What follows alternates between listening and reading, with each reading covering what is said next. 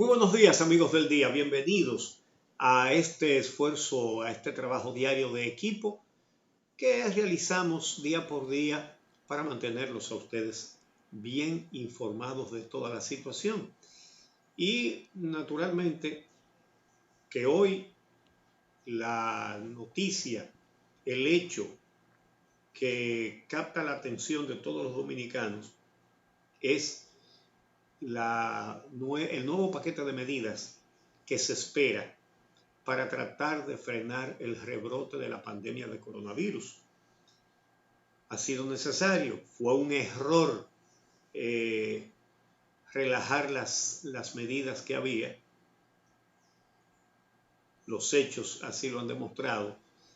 Y tenemos que ponernos en temperamento de que esto no es un relajo, que esto es serio, que esto es grave y que el comportamiento irresponsable no puede seguir propiciando que se pierdan vidas, que es lo que ha sucedido. Por eso, en el día de ayer, el Senado aprobó lo mismo que había aprobado ya la Cámara de Diputados, la solicitud del Poder Ejecutivo para un estado de emergencia nacional por un plazo de 45 días. Sigue llamando la atención el plazo de 45 días porque al gobierno le queda un mes. Es decir, que la medida que se ha tomado en este gobierno se va a proyectar una quincena más en el próximo gobierno. No debería ser. Debió ser hasta el 16 de agosto. Digamos que como mucho hasta el 17, para que el nuevo gobierno pudiera entonces prolongarlo. Pero bueno, eso tampoco va a cambiar mucho las cosas. El nuevo gobierno va a tomar posesión y va a gobernar. Tampoco eso será impedido. Pero el caso es que debemos aprender la lección. De todo eso vamos a hablar ahora, pero también tendremos una entrevista con la presidenta de la Asociación Dominicana de Profesores, la profesora Xiomara Guante, acerca del año escolar y de las pruebas nacionales. Todas las familias están pendientes de eso. Vamos a ver cuál será el curso de acción, qué es lo que se va a hacer. Recuerden que ella, además de presidenta de la ADP, es dirigente del PRM, el partido que va al poder dentro de unos días. Los buenos días a mis compañeros. Buenos días, Amelia. Buenos días, Uchi. Buenos días, Javier. A todos, muy buenos días. Hoy es el lunes 20 de julio del año 2020 y seguimos con este gran desafío de cómo lograr el balance entre un país que necesita generar ingresos y una sociedad que tiene que protegerse para evitar enfermarse del coronavirus. Continúa el incremento de los casos, de esto vamos a hablar en breve, sobre todo del mismo hecho de que la cantidad de casos activos que tenemos en este momento en la República Dominicana supera ya otra vez a la cifra de recuperados. Damos seguimiento al tema político porque poco a poco se prepara este proceso de transición y hay grandes desafíos en este sentido también. Así que el menú es bastante interesante. También vamos a hablar del panorama internacional y acciones que se están adoptando en otros países dando seguimiento al coronavirus. Muy buenos días, Javier. Buenos días, Amelia. Buenos días, Uchi. Buenos días a todos los amigos que cada mañana nos acompañan en su programa El Día, una vez más, con todas estas informaciones a las que ya ustedes hacían referencia. Y la gran expectativa del día de hoy es hasta dónde van a llegar las medidas, cuál va a ser el alcance de ese paquete de medidas de confinamiento que se va a implementar en el país después de la aprobación de este estado de emergencia. Mucha atención y seguimiento el día de hoy a lo que se va a hacer desde el Poder Ejecutivo. Y me uno a ustedes en el sentido de que aquí hay una gran responsabilidad por parte de los ciudadanos y las ciudadanas, que sin ello y sin un comportamiento responsable, las medidas no bastarían, no son suficientes. por más rigurosas que sean las medidas de confinamiento, si no hay una voluntad y una disposición de cada uno de los dominicanos y dominicanas de respetar el distanciamiento físico, de usar mascarilla. E insistimos en esto porque lamentablemente varios medios de comunicación recogen el día de hoy como la noche de ayer en gran parte de Santo Domingo, de la provincia y del Distrito Nacional, fue una noche de celebración en algunas zonas, de aglomeración de personas, de bebidas, por ejemplo, en el Malecón, en la Avenida España, en parte de la zona colonial, sin ningún tipo de distanciamiento físico, como si en la República Dominicana no estuviera pasando nada. Con ese comportamiento, con esa conducta ciudadana, es muy poco lo que podremos avanzar en el país para enfrentar este serio problema en términos sanitarios, pero que está teniendo serias repercusiones en términos económicos y en términos sociales. Pero sobre este aspecto, la situación del COVID en el país es de lo que vamos a hablar en este primer bloque. Adelante, Uchi. Bueno, efectivamente, ayer se reportaron otra vez casi 4.000 pruebas procesadas en un día, 3.833 pruebas, y los casos nuevos 1.336. Fíjense, de 3.800, 1.300 casos nuevos. Es decir, en números redondos, una tercera parte de las personas que fueron sometidas a pruebas resultaron positivas. Eso es mucho. Eso es muchísimo. Entonces, ayer hubo 10 fallecidos y tal y como dijo Amelia, más casos de infectados que de recuperados, muchos más, muchas más. Ahí están, ¿verdad? Entonces, hay 251 personas en unidades de cuidados intensivos. Repito el dato. 251 personas, 251 en unidades de cuidados intensivos. 244 trabajadores de la salud contagiados, de los cuales 157 son mujeres. La proporción de hombres estaba siendo mucho más alta y parece que eso está cambiando un poquito. Entonces, el Senado aprobó el estado de emergencia en una única lectura y lo que queda es esperar hoy el anuncio de las medidas. Habrán de ser, hay que suponerlo, más fuertes que las que había. ¿Qué es lo que pasó?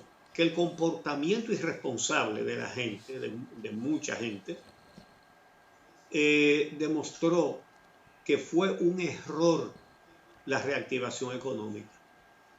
Hay que entender que esta pandemia tiene un doble daño a la salud y a la economía, por supuesto. Y se entiende que las empresas quieran trabajar, porque de lo contrario desaparecen y el daño sería mucho más grande. Pero lo que no se puede perder de vista, y esto es lo que ha demostrado esta experiencia, es que primero hay que atajar el virus. La primera tarea es impedir que sigan los contagios. Esa es la tarea A1. Y lo demás tiene que venir por añadidura. Eso es lo que está pasando. Entonces, fíjense que solo llegamos, el gobierno había previsto 4 fases de la mal llamada desescalada. A mí me gusta decirle reactivación. 4 fases de reactivación. Y se llegó solo a 2. Solo a 2. No pasamos de la mitad de lo que se previó. Hubo que dar reversa. Y ya eso tiene que dejarnos una lección para ver cómo vamos a manejar la situación de aquí en adelante. Hay que señalar que si bien al principio se hicieron pocas pruebas y quizás hay que hacer más de las que se están haciendo todavía, porque eso es clave. Hay que saber quién está contagiado para poder frenar los contagios. Porque hay gente que tiene el virus y no lo sabe, y va y habla con usted, y usted se queda tan tranquilo y dice, ese amigo está sano. Bueno, él no tiene síntomas, pero tiene el virus y lo está contagiando a usted. Entonces, por eso es que todas las medidas de precaución tienen que ser extremas. Es que no podemos andar en la calle, es que no debemos salir a nada que no sea indispensable. Y la chercha de anoche no tuvo madre. Hay que ver ese malecón, que no cabía un carro, no había sitio para poner un carro más. Y un montón de gente, muchos de ellos sin mascarillas, e incluso hasta menores de edad. La verdad es que la falta de conciencia es peligrosa. Bueno, es genocida. La falta de conciencia es genocida. Esa es la realidad. Ahora hay que aprenderse las aplicaciones de comprar por internet. Hay que pedir las compras. Se puede hacer, se está haciendo, en lugar de meterse en un supermercado. Hay que tratar por todos los medios de aislarse, porque no es un juego, es la muerte. Lo que estamos hablando es de la muerte. Y entonces como que lo percibimos un poquito más cuando muere gente famosa y gente querida. Pero señores, ayer murieron 10, antes de ayer murieron 29. ¿Y cuántos fallecidos tenemos? Ya vamos rumbo a 1000. Estamos en 897. Casi 900. De aquí a nada tenemos 1000. ¿Es esto posible que esto ocurra porque somos irresponsables? Pero eso no puede ser. Pero ¿cuántas veces se ha dicho, y en este programa lo hemos repetido muchas veces, que cuando usted anda en la calle, usted anda buscando al coronavirus para llevarlo a su casa y llevárselo a sus seres queridos? No salga, si no es a una cosa imprescindible, no salga. Entonces, a todo esto hay que agregarle una situación, y es que el sistema de salud está cada vez más comprometido, casi colapsado. La gran mayoría de las camas están ocupadas. Ya dimos el dato hace un momentito. Una gran cantidad de unidades de cuidados intensivos están ocupadas. Pero a eso agréguele que el personal médico y paramédico está agotado y está estresado. Esos son, bueno, los grandes guerreros de esta batalla. Pero los irrespetamos cuando nos exponemos sin necesidad. Y entonces, hace tiempo que nos están advirtiendo que viene el lobo. El lobo es cuando no haya cama, cuando no haya unidad de cuidados intensivos, cuando no haya respiradores. El que se enferme ya sabe para dónde que va. Entonces tenemos que sacudirnos, tenemos que despertar, tenemos que decir: esto no es chercha, esto es grave. Entonces, la prisa por abrir por motivos económicos puede ser contraproducente, porque fíjense, estuvimos celebrando muy efímeramente que ya abrimos la actividad turística. Qué bueno, van a venir los turistas. En este programa dijimos, vamos a ver primero cuántas personas en el mundo tienen deseos de montarse en un avión a un viaje de placer. Eso es lo primero. Pero lo segundo es que se reabrió el turismo, pero aumentaron los casos de COVID. Y entonces, en Estados Unidos le dijeron a la gente que no viaje a la República Dominicana. En Italia no aceptan vuelos de la República Dominicana en este momento. Dos tremendos mercados del turismo dominicano. Entonces, posiblemente ahora nuestro turismo quede peor que antes. Habría que preguntarle a los que están en ese negocio a ver si valió la pena.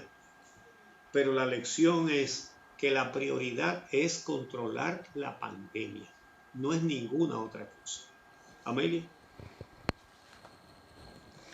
Bueno, Uchi, aunque usted dice que llegamos a la fase 2, increíblemente, y por esos últimos datos, también tenemos que tomar en cuenta que se adoptaron medidas de fase 3 y fase 4, sin haberse anunciado como tales. El hecho mismo de que los restaurantes están abiertos y que los aeropuertos están abiertos nos indica que entramos en fase 3 y fase 4 sin haberse anunciado una a una las medidas que iban en cada una de estas fases y atendiendo a un calendario que se había fijado con estos sectores, sobre todo con el sector turismo, que ya tenía programado los viajes para República Dominicana. Vamos a ver qué impacto tiene esta situación, porque definitivamente que una de las inquietudes más grandes vinculadas con las medidas que se puedan anunciar el día de hoy está relacionada precisamente con este sector que ya ha abierto sus puertas y tiene vuelos que están llegando con cierta frecuencia al territorio dominicano, aún y en medio de esta pandemia, y coincido con usted en el hecho de pensar quién puede estar planteándose unas vacaciones por placer en medio de esta situación, y aparentemente sí hay gente que lo ha hecho. También hay la apertura de los vuelos ha permitido que dominicanos que están en nuestro país y tenían programadas salidas, o a la inversa, dominicanos que están fuera del territorio nacional, que antes por la situación estaban impedidos de regresar a nuestro territorio, con esta apertura de los vuelos han podido programar sus viajes. Pero las cancelaciones continúan. Vamos a ver lo que ocurrió ayer en el Senado, que fue ya en el lugar donde se esperaba la aprobación final de este estado de emergencia solicitado por el Poder Ejecutivo por 45 días más. Vamos a ver lo que ocurrió en esta sesión y entonces comentamos algunos resultados. Todos los 21 senadores que se encontraban presentes en la sesión extraordinaria convocada para este domingo votaron a favor de establecer un estado de excepción. Que autoriza al presidente de la República a declarar el estado de emergencia en el territorio nacional por un plazo máximo de 45 días. Los que estén de acuerdo con la expresa levantando su mano. 3, 4, 5, 6, 7, 8, 9. Aprobada en única lectura. La resolución se aprobó sin debates en vista del acuerdo entre los partidos de oposición y el oficialismo. Como indicó el propio presidente Danilo Medina en la carta dirigida al Congreso, la medida había sido consensuada con el presidente electo Luis Abinader. De esos 45 días de estado de emergencia, 26 quedarán bajo la gestión del actual gobierno, mientras que Abinader heredará 19 días, comenzando el 16 de agosto. El estado de excepción terminará el 4 de septiembre, cuando las autoridades deberán decidir si solicitan una prórroga, dependiendo de la situación de la pandemia del coronavirus en el país. Para Telenoticias, Valvieri Rosario.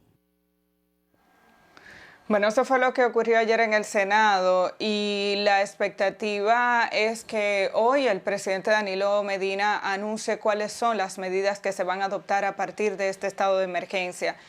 Mucha gente entiende que volveremos al toque de queda. Ya la pasada semana el ministro de Salud Pública había anunciado algunas medidas que obligaban a los bares y restaurantes a cerrar un poco más temprano. Poníamos aquí una nota en la que se indicaba que este sector no estaba conforme con la decisión porque habían tomado una serie de medidas, se habían hecho inversiones para disminuir la cantidad de mesas, para establecer un protocolo de limpieza que garantizara más seguridad a los comensales. Sin embargo, el hecho de que la apertura permite que la gente esté en la calle hasta muy altas horas de la noche, ha hecho que las autoridades entiendan que cerrar más temprano podría disminuir la circulación.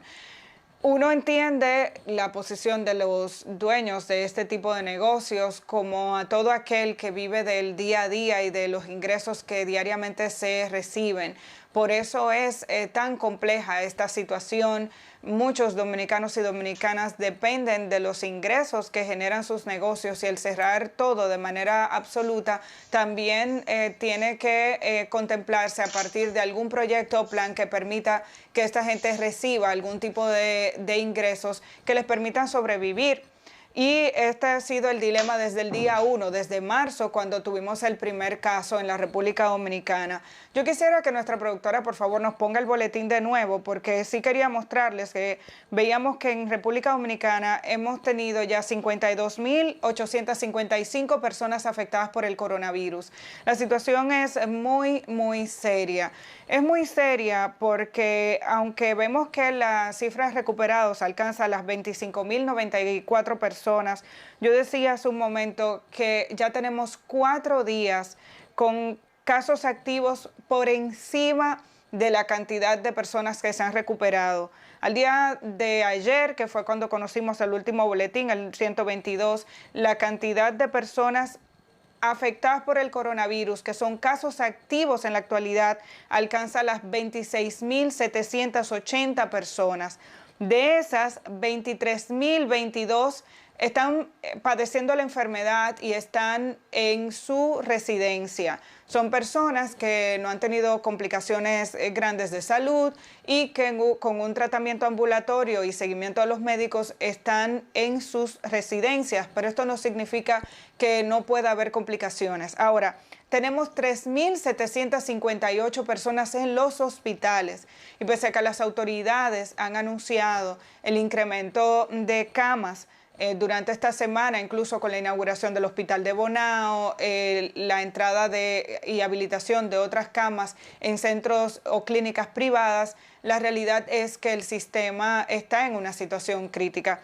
3.758 personas en hospitales, de las cuales ya adelantaba Uchi, tenemos unas 251 en UCI, algunas de estas personas con ventiladores.